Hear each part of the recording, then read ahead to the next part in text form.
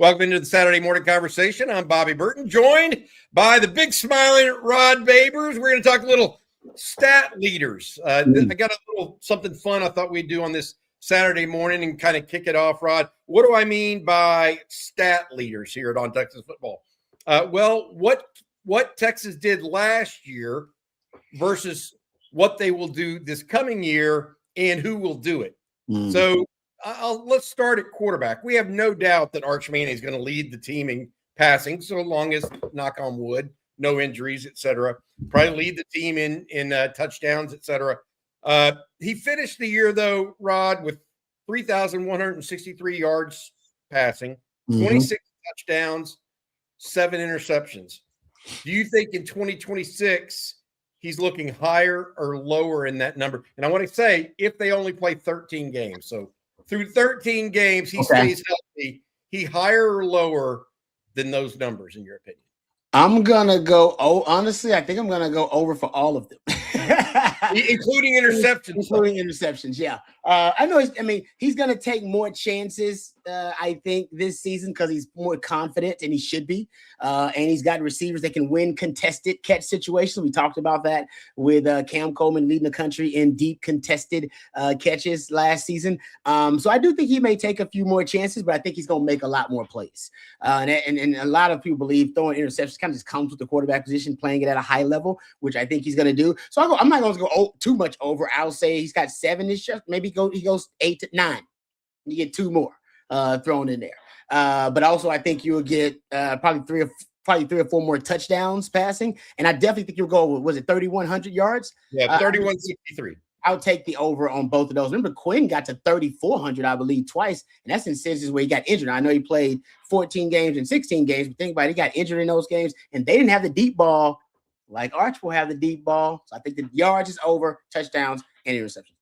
One thing that he could improve on dramatically, 61.4% completion ratio. That's good. What is a good stat line? You look back at 2026 for Arch Manning and the completion rate.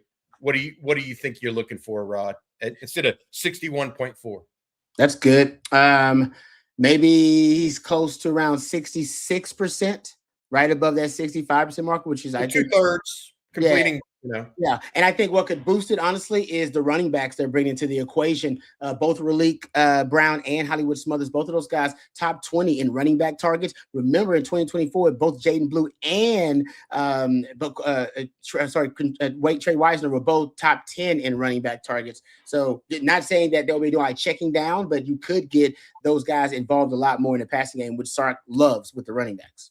I think. I hear you. I think that he should be a little he's going to have the tools and the personnel to test people deep a little bit more this year. Yep. And so that may lead to more interceptions. I would agree with that.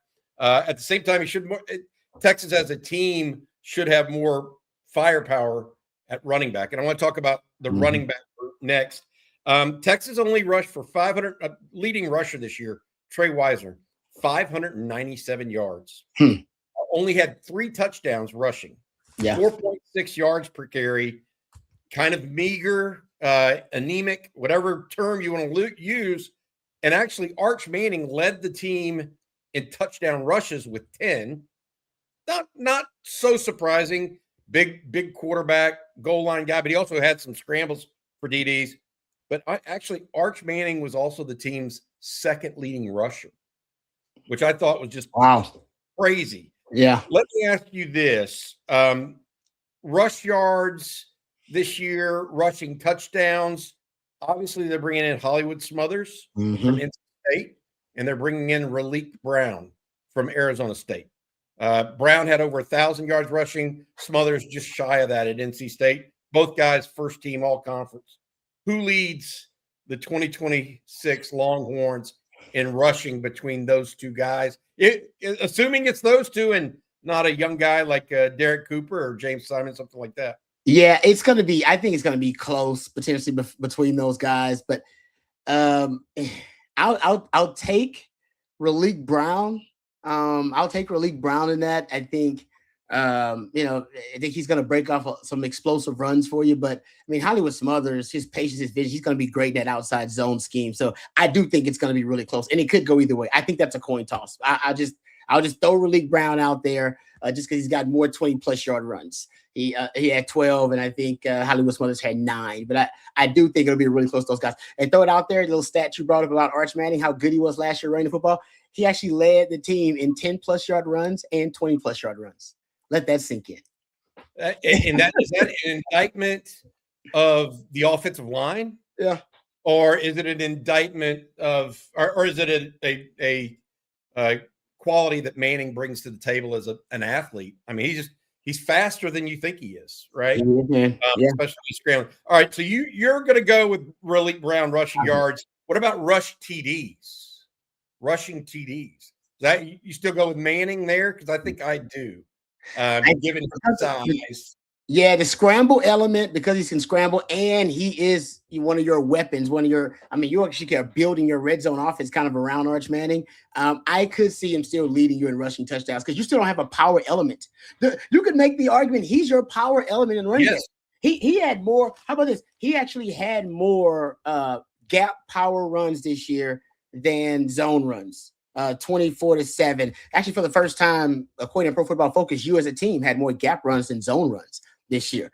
So he is your power element. Those other guys are gone. CJ Baxter and Christian Clark. They're the other two runners who had more gap runs than zone runs. It's Arch. So I think you're right between scrambling, between the design run game down there, and Arch being your power element in the run game. He leads you in rushing touchdowns. You think he's going to lead in rushing touchdowns? So you're going Brown and Manning. I'm going to go Smothers leading in rushing yards this year. I don't know why. I also think they lead in receptions out of the backfield. Here's a stat. I was looking this up because Trey Wisner did a tremendous job this past season taking care of the football. Yeah, he really did. I mean, you can say what you want about whether or not he was able to maximize runs, etc. No fumbles lost by Trey Wisner this year. Hollywood Smothers, Rod, did not fumble all season at NC State. Wow. And he did not drop a single pass all season at NC State. That's pretty sure-handed. Yeah. And if Texas wants to recreate this idea of turnover margin and keeping the ball away from other people, I think Smothers, whereas Raleek Brown fumbled twice in 2026. We'll see, though. These guys are going to split time. There's no doubt about it. And then we'll see how younger guys like Cooper, like Michael Terry, too. We don't mention him nearly enough. We'll see what he does this spring. But it's interesting. I'm going to go Smothers, and then I'm going to go Manning with rushing TDs, too. Kind of like you. I think that stays the same. All right, receiving. This is where it gets interesting because you add somebody like a Cam Coleman, but you bring back your receiving leader in yardage, receptions, and touchdowns in Ryan Wingo. So Ryan Wingo wasn't just your leading reception number. He's also receiving yardage, receiving TDs. But you bring in a guy like Cam Coleman. So who leads the team this year in receptions, receiving yardage, and receiving TDs? Is it a mix? Do you have a favorite? Is there somebody that Sark's going to circle and say, you're it, dude? I mean, what's your thought process? No, it's good because Sark, he force feeds the football to the guy he believes is his number one receiver. We saw it with Xavier Worthy. We saw it with Ryan Wingo this year, right? Even early on when they really couldn't figure out the ideal way to use him, and then they figured it out later on that he's kind of a yak daddy. So I'm going to go with Cam Coleman in terms of the receiving yardage, definitely.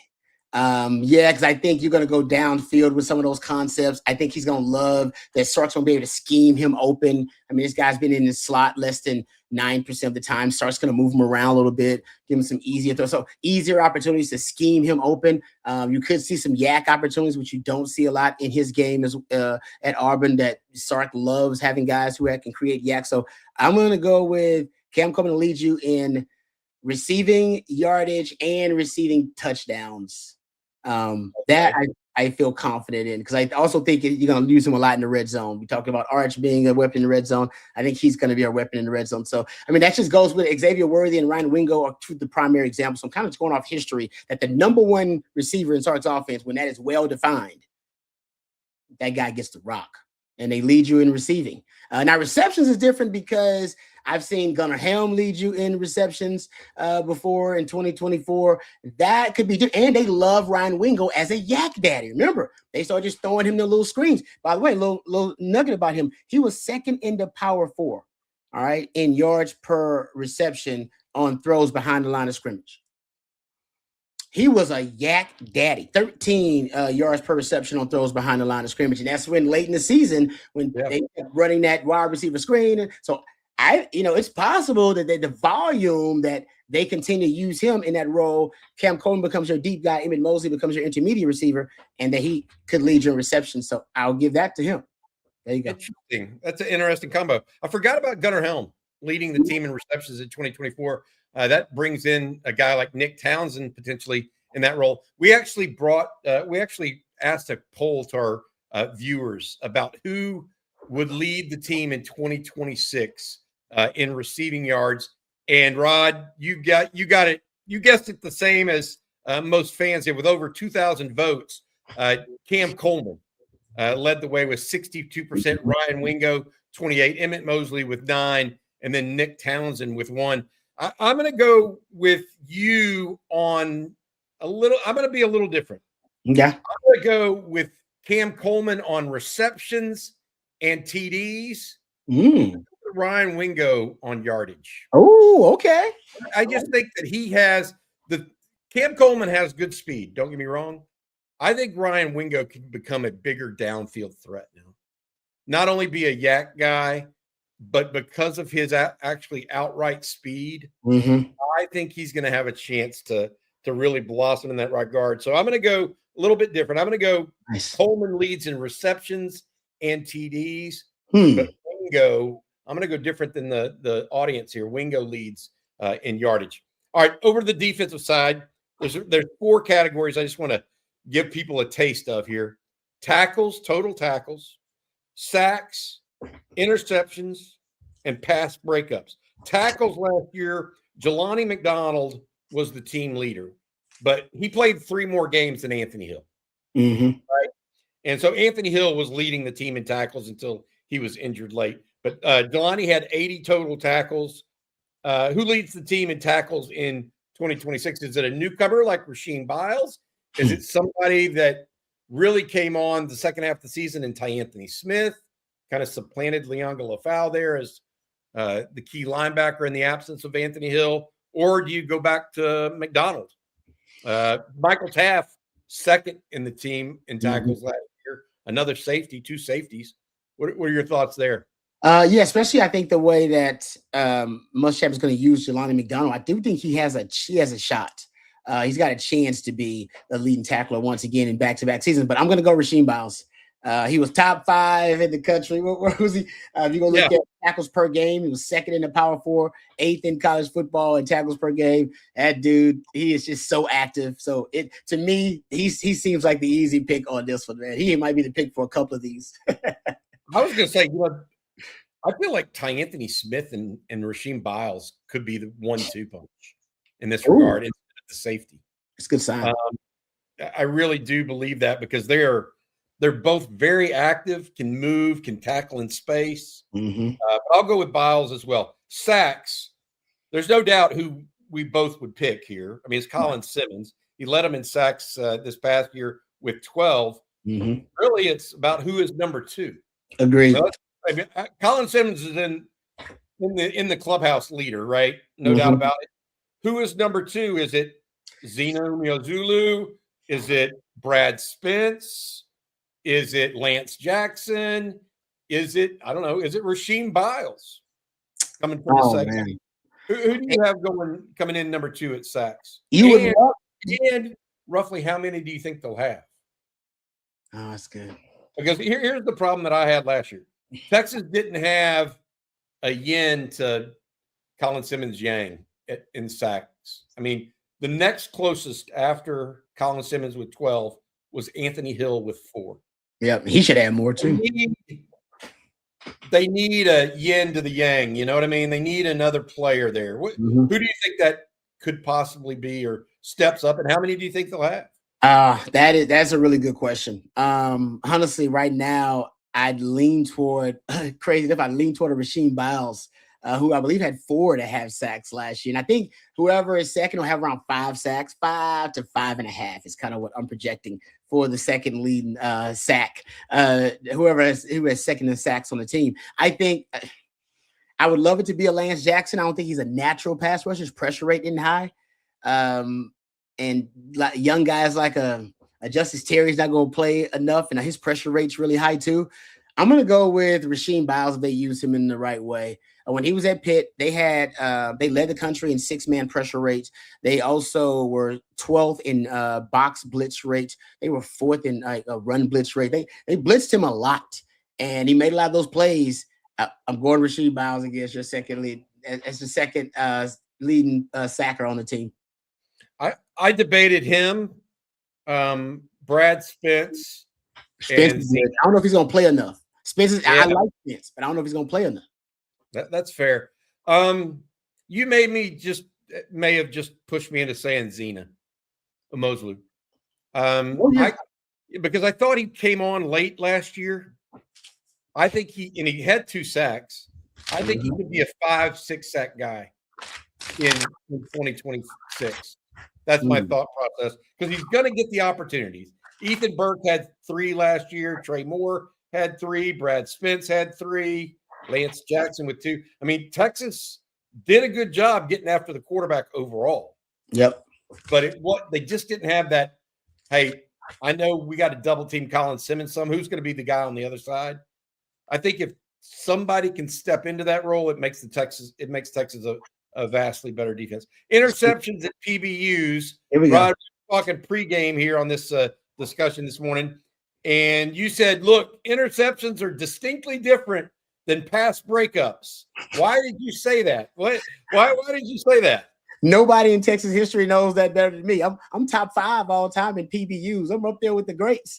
In interceptions, I'm pretty low. I think I had 4 of those in my entire career. I did return 3 of them for touchdowns, though. Shout out. So I think we got to give a shout to them because they're different. I think they're almost different skills, because those ball hawks, guys who can actually get their hands on the ball and take it away, to me, that's a different skill than the Rod B's of the world who can knock it down.